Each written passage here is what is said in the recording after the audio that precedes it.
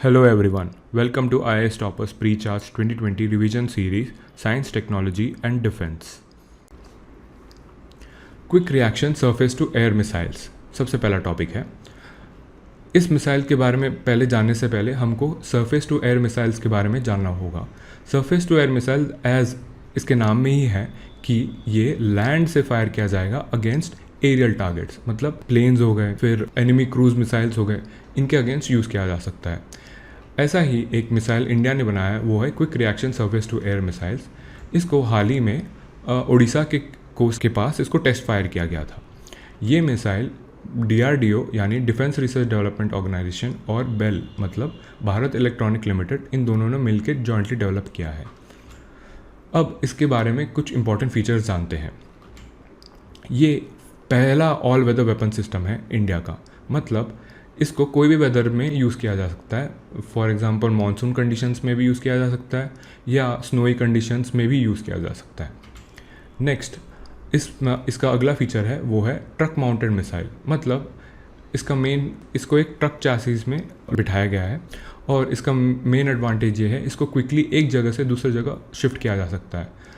For example एक दिन उसको उड़ीसा के कोस्ट में डिप्लॉय किया जा सकता है और इमीडिएटली अगर उसकी रिक्वायरमेंट राजस्थान डेजर्ट के पास है तो वहाँ पे भी शिफ्ट किया जा सकता है।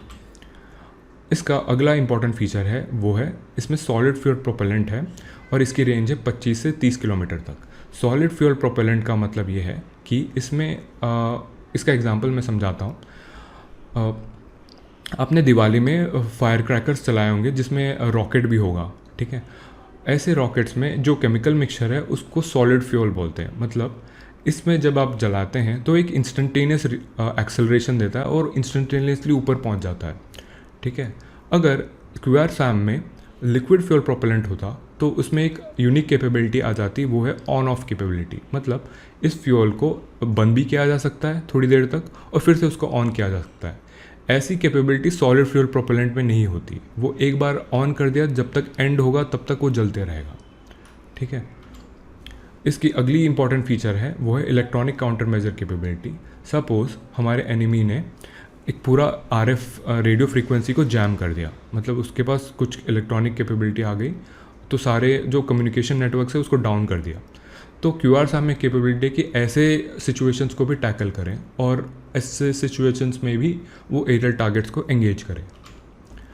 नेक्स्ट इंपॉर्टेंट फीचर है वो है मल्टीपल टारगेट्स को एक साथ एंगेज कर सकता है। मतलब बहुत सारे, सपोज एक साथ में ही 4 या 5 एयरक्राफ्ट्स आ गए और एक मिसाइल भी आ गया तो इन सबको QRSAM एक बार में एंगेज कर सकता है। अगली इंपॉर्टेंट फीचर है वो है एंटी सी स्किमर फीचर। सी स्किमर्स वो होते हैं कि ऐसे मिसाइल्स जो हमारे जो सी लेवल है उसके जस्ट ऊपर उड़ रहे होते हैं, ठीक है। और ये हमारे जो नेवल शिप्स हैं उनके अगेंस्ट बहुत डेंजरस हो सकते हैं। तो इनको टैकल करने का कैपेबिलिटी भी QRSAM में है और इस कैपेबिलिटी को कहते हैं एंटी सी स्किमर्स। अगला फीचर है ये आकाश मिसाइल से 3 गुना हल्का है ये मिसाइल। और फाइनली इसके टेक्निकल फीचर्स देख लेते हैं, ये आपको फ़ायदेमंद हो सकता है प्रीलिम्स में। पहला फीचर है फेज्ड अरे रेडार है इसमें, दूसरा इसमें इनर्शियल नेविगेशन सिस्टम है और तीसरा इसमें डेटा लिंक और रेडियो फ्रीक्वेंसी सीकर्स भी हैं। अगला टॉपिक है anti satellite missile, short form में ASAT। हाल ही में आपको भारत ने ASAT मिसाइल का टेस्टिंग किया था और इस टेस्ट को फ्रांस ने इंडिया को सपोर्ट किया। अब हम देखते हैं ASAT मिसाइल के बारे में।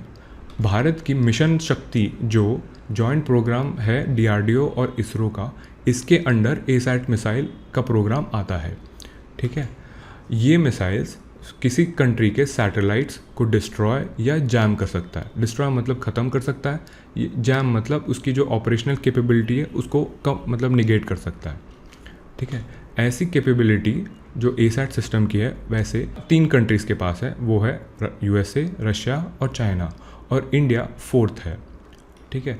आपको एक पता ही होगा कि जो मॉडर्न डे इकोनॉमी है उसमें सैटेलाइट्स का बहुत इंपॉर्टेंट रोल है। फॉर एग्ज़ाम्पल सैटेलाइट्स कम्युनिकेशंस में यूज़ किया जा सकता है, इमेजिंग में, नेविगेशन में, ठीक है। तो अगर किसी कंट्री की जो सैटेलाइट सिस्टम्स को डिस्ट्रॉय करते हैं तो उनकी इकोनॉमी में बहुत इम्पैक्ट आता है और ये इम्पैक्ट एसैट मिसाइल प्रोवाइड कर सकता है हमारे एनिमी कंट्रीज़ के अगेंस्ट। अब हम जानते हैं अगला टॉपिक, वो है INS सागर ध्वनि के बारे में। हाल ही में सागर मैत्री मिशन 2 के तहत सागर ध्वनि को कोची से 2 महीने के लिए डिप्लॉय किया गया है।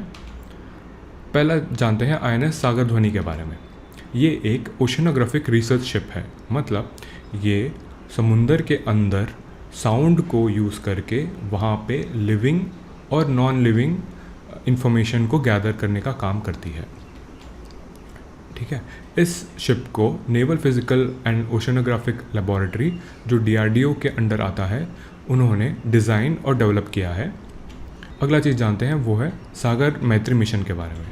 ये DRDO का इनिशिएटिव है और मैत्री का फुल फॉर्म ये है marine and allied interdisciplinary training and research initiative.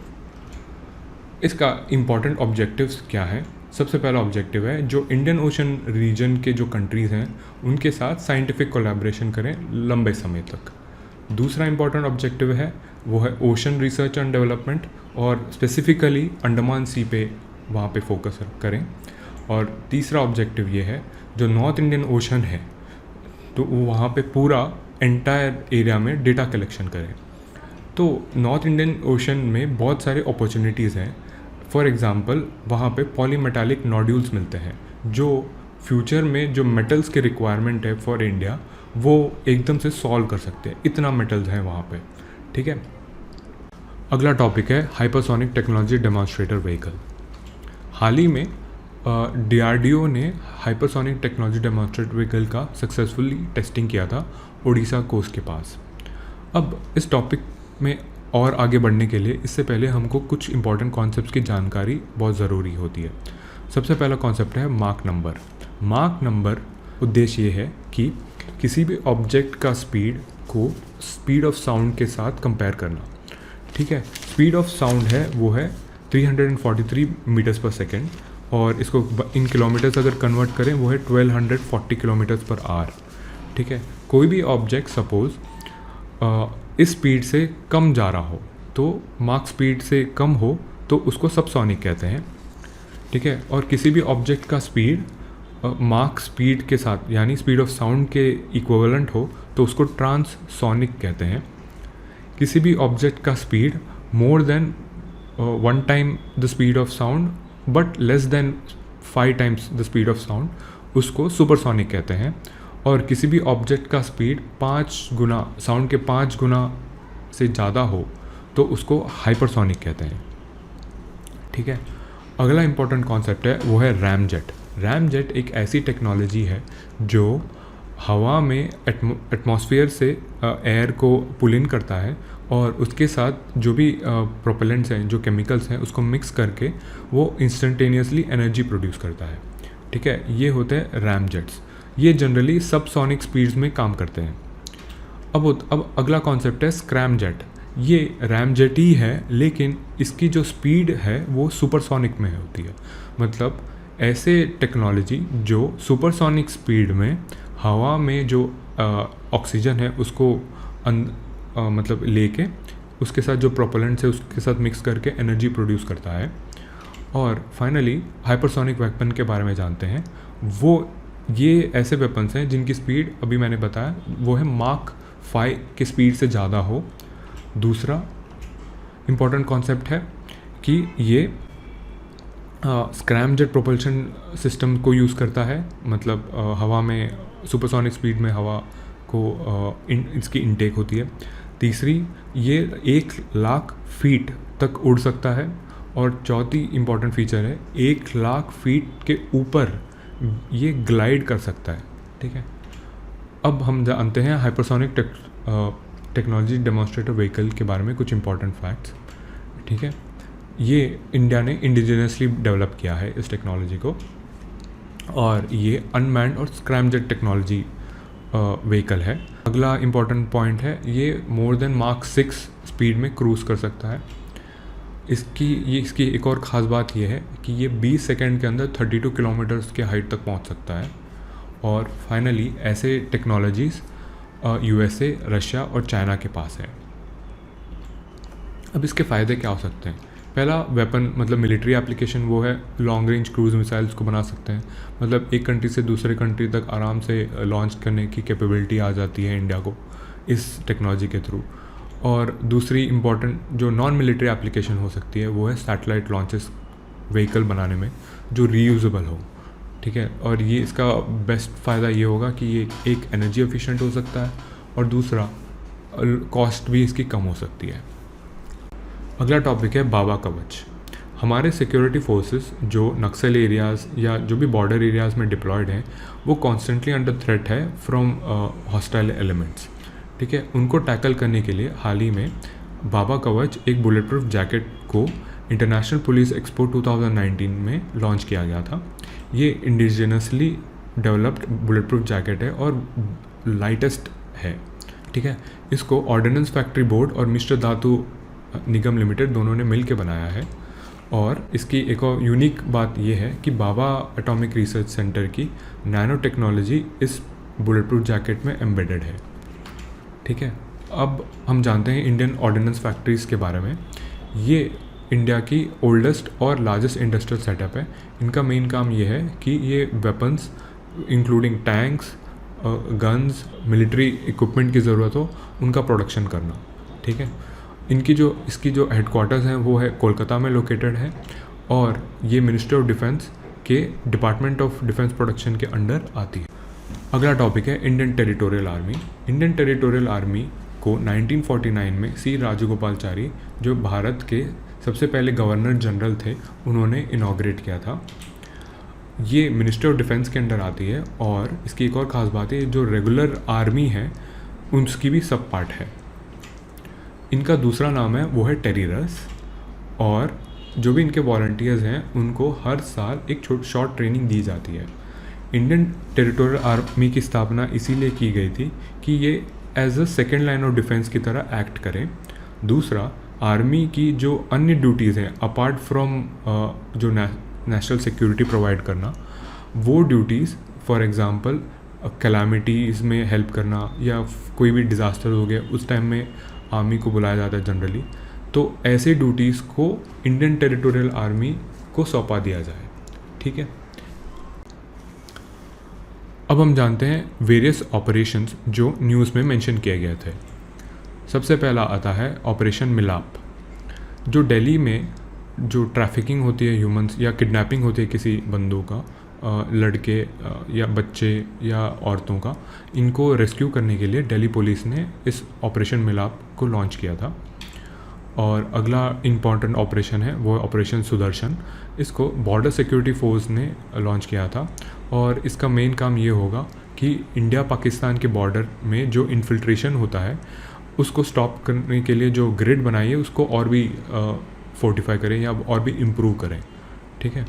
और अगला ऑपरेशन है ऑपरेशन थर्स्ट। रेलवे स्टेशंस में जो अनऑथराइज्ड पैकेज ड्रिंकिंग वाटर है जो बेचते हैं, तो इस प्रॉब्लम को सॉल्व करने के लिए रेलवे प्रोटेक्शन फोर्स ने ऑपरेशन थर्स्ट को लॉन्च किया है। अब हम जानते हैं कुछ इंडियन नेवल शिप्स जो न्यूज़ में थे। सबसे पहला है INS विग्रहा। ये 1990 में कमीशन किया गया था और रिसेंटली विशाखापट्टनम में इसकी डीकमीशनिंग हो गई थी।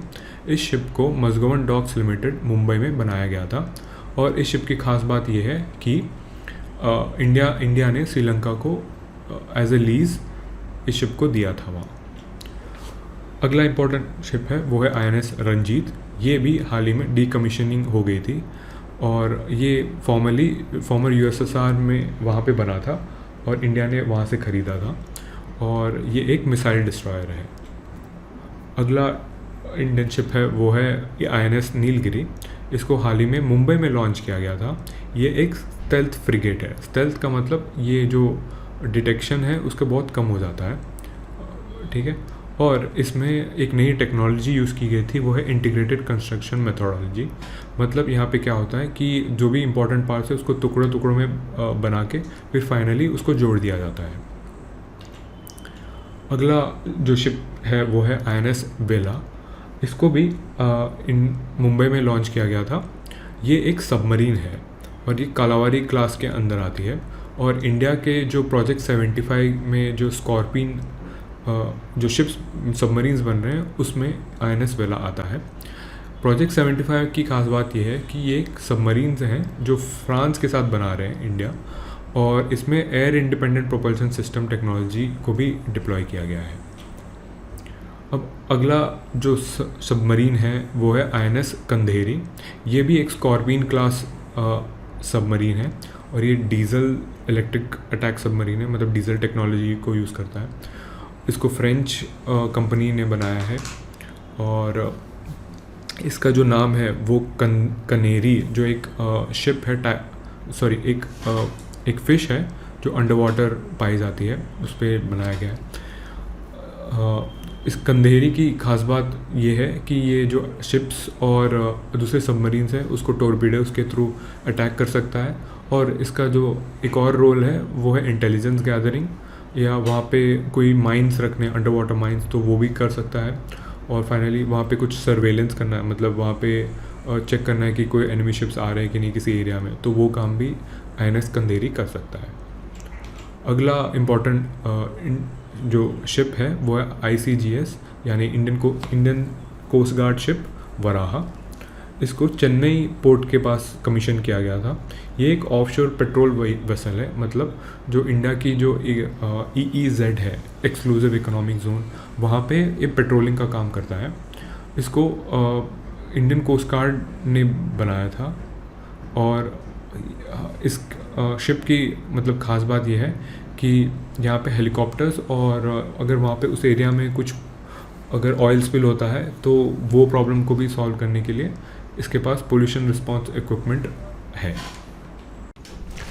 अगला टॉपिक है Aditya L1। Aditya L1 topic के बारे में और भी जानने के लिए हमको पहले दो इम्पॉर्टेंट कॉन्सेप्ट्स के बारे में जानकारी होनी चाहिए। सबसे पहला कॉन्सेप्ट है सन का कोरोना। जैसे आप इमेज में देख सकते हैं, वाइट एरिया है यहाँ पे, ये आपको दिख रहा होगा, इसको कहते हैं सन का कोरोना। ये बेसिकली सूरज का एटमॉस्फेयर का सबसे अपर मोस्ट पार्ट का रीजन है, ठीक है। ये नॉर्मली आपको अभी आप हम देखते हैं तो नहीं दिखाई देगा, ये स्पेशल ओकेजन्स में ही दिखाई देगा, जैसे एक्लिप्स जब होता है तब दिखाई देता है। और अगर कोई इंस्ट्रूमेंट है जो देख सकता है, उसका नाम है कोरोनाग्राफ, ठीक है। ये इसकी यूनिक बात ये है कि नॉर्मली अगर आप किसी हॉट ऑब्जेक्ट के पास खड़े हो, अगर पास हो तो बहुत गर्माहट एक्सपीरियंस करेंगे, और अगर दूर जाएंगे तो ठंडा एक्सपीरियंस करेंगे। लेकिन सन का कोरोना का जो फीचर है इसका बहुत अलग है। जो सन का जो सरफेस है वो बहुत कंपैरेटिवली बहुत ठंडा है कंपेयर टू सन का कोरोना। सन का corona at least more than 100 times जिसका टेम्परेचर है। और इसकी एक और ख़ास बात ये है, ये इसकी जो डेंसिटी है वो बहुत कम है। अब अगला इम्पॉर्टेंट कॉन्सेप्ट है वो है लग्रांजियन पॉइंट, ठीक है। जब दो बड़े ऑब्जेक्ट्स हैं, फॉर एग्जांपल यहाँ इस केस में सन और अर्थ, इन दोनों के बीच में एक पॉइंट होगा जहाँ पे अगर आप तीसरा कोई छोटा सा ऑब्जेक्ट रखेंगे तो इन दोनों बड़े ऑब्जेक्ट्स का ग्रेविटेशनल फोर्स और इस छोटे ऑब्जेक्ट का जो सेंट्रीफ्यूगल फोर्स है वो इक्वल हो जाएगा और कैंसिल आउट हो जाएगा, ठीक है। ऐसे 5 पॉइंट्स हैं, वो है L1, L2, L3, L4 और L5। अब L1 में किसी ऑब्जेक्ट को रखेंगे, फॉर एग्जांपल इस केस में सन और अर्थ, तो वहाँ पे कोई भी ऑब्जेक्ट आराम से दोनों बड़े ऑब्जेक्ट्स के बीच में रख सकते हैं, ठीक है। अगर L2 में किसी ऑब्जेक्ट को रखना है तो वो यूनिवर्स को ऑब्जर्व करने में बेनिफिशियल होगा, जो अर्थ के पीछे है। L3 सूरज के पीछे होगा, मतलब फार साइड ऑफ द सन होगा, तो वहाँ पे अगर सूरज के फार साइड को स्टडी करना है तो वहाँ पे किसी ऑब्जेक्ट को प्लेस कर सकते हैं। L4 और L5 ऐसे पोजीशंस हैं जहाँ पे किसी जो एस्ट्रॉयड्स हैं या कोई डस्ट को, अगर जो स्पेस में जो डस्ट है उसको ऑब्जर्व करने के लिए वहाँ पे लोकेट कर सकते हैं। अब हम जानते हैं आदित्य L1 मिशन के बारे में। ये मिशन 2020 में लॉन्च किया जाएगा और ये सबसे पहला मिशन होगा जो सन के जो स्टडी करने के लिए इंडिया लॉन्च कर रही है।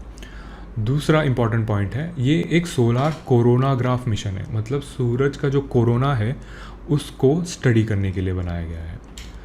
ये 2008 में advisory committee of space research इन्होंने कॉन्सेप्चुलाइज किया था इस मिशन को, और फाइनली इस जो स्पेसक्राफ्ट है इसको लग्रांजियन पॉइंट L1 वहाँ पे प्लेस किया जाएगा। आइए देखते हैं अगला टॉपिक, वो है asteroid impact deflection assessment mission. पहले इस मिशन के बारे में जानने से पहले थोड़े इंपॉर्टेंट कॉन्सेप्ट्स को जान लेते हैं। सबसे पहला है एस्ट्रॉयड। एस्ट्रॉयड हमारे यूनिवर्स में स्मॉल रॉकी ऑब्जेक्ट्स होते हैं, और हमारे सोलर सिस्टम में जनरली ये मार्स और जुपिटर के बीच में एक बहुत बड़ा एस्ट्रॉयड बेल्ट है, वहाँ पे पाए जाते हैं। लेकिन एस्ट्रॉयड्स उस एरिया में ही रिस्ट्रिक्टेड नहीं है, वो दूसरे एरियाज़ में भी पाए जाते हैं और नॉर्मली घूमते भी रहते हैं। ठीक है। सिमिलरली अगला कॉन्सेप्ट है कॉमेट। कॉमेट क्या है? एस्ट्रॉयड की तरह ही है, लेकिन ये आइस और डस्ट से बना है। ठीक है। अब अगला कॉन्सेप्ट आता है मीटेरॉइड। जब दो एस्ट्रॉयड्स कोलाइड करते हैं और उनके बाद जो छोटे छोटे पार्टिकल्स बन जाते हैं उनको मीटेरॉइड कहते हैं। अगला कॉन्सेप्ट है मीटियोर। जब ये मीटेरॉइड अर्थ के एटमॉस्फेयर में एंटर होके जल के वेपोराइज हो जाता है और डस्ट बन जाता है, तब उसको मीटियोर कहते हैं। ठीक है। और फाइनली मीटियोराइट। मीटियोराइट क्या होता है? जब यही मीटियोराइड अर्थ के एटमॉस्फेयर में आ गया लेकिन थोड़ा पार्ट बच गया और वो डायरेक्टली अर्थ के सरफेस पे लैंड हो गया, तो उसको मीटियोराइट कहते हैं। एग्जाम्पल, ये जो इमेज है जो मीटियोराइट सबसे लास्ट में आया है वो एक मीटियोराइट का है। अब ये एक समझ लीजिए एक रॉक गिर गया है स्पेस से। ठीक है।